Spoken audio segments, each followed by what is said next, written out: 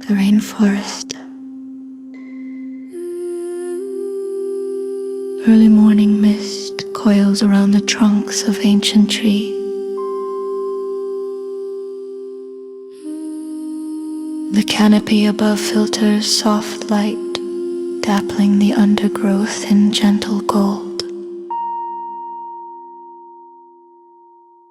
You stand in silence, bare feet resting on cool, damp soil. The scent of earth, moss, and fallen leaves fills your breath. Everything here is alive, yet calm. You listen.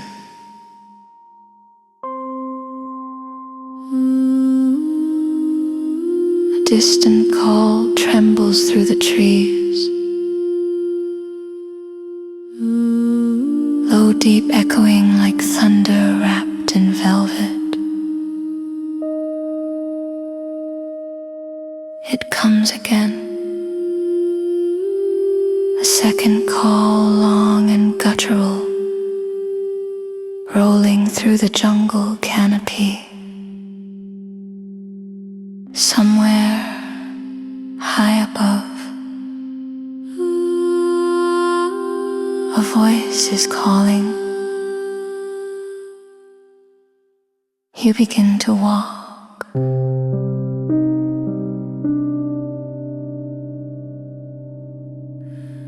The path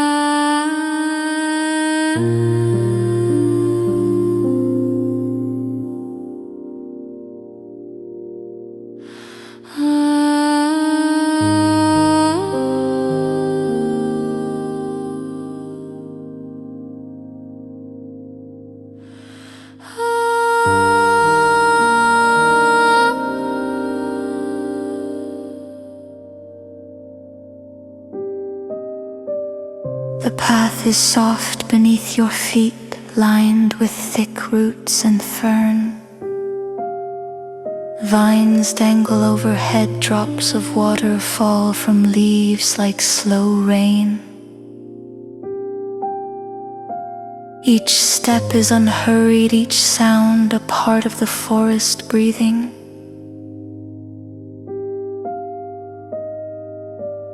You reach a small clearing ringed by towering trees. And there in the upper branches you see him. A great howler monkey, black-furred, broad-shouldered, still. He does not move as you arrive, he simply watches.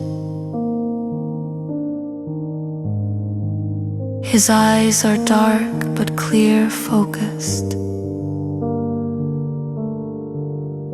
Then, without gesture, without warning, he speaks.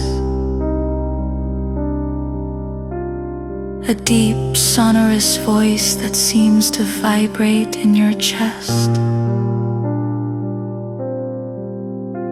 It's not in silence that I'm strong.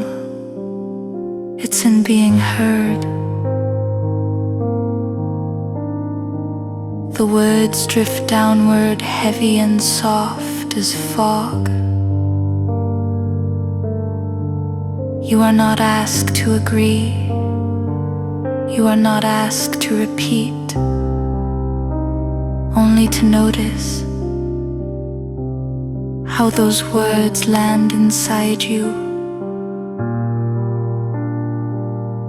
What happens? Is there resistance, agreement, longing? You are simply invited to witness.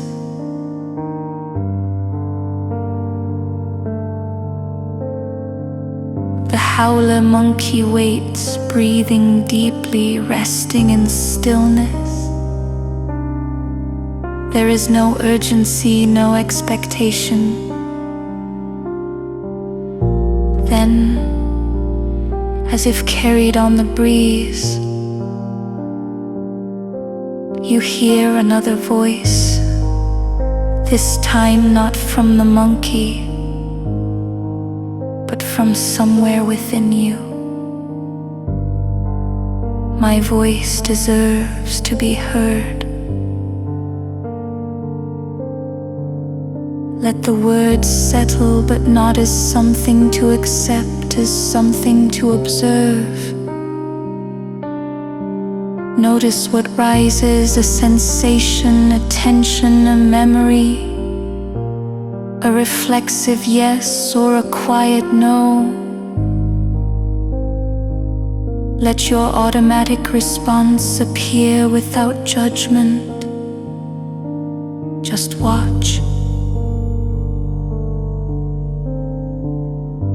This is where the real message lives. Not in the statement itself, but in your reaction to it. The howler monkey begins to climb down. From a branch just above your head, he reaches into a woven pocket of moss and pulls out a smooth black stone. He drops it gently into your hands. It is hollow, formed from volcanic rock, warm to the touch. As your fingers close around it, you feel a faint hum, not a sound, a vibration.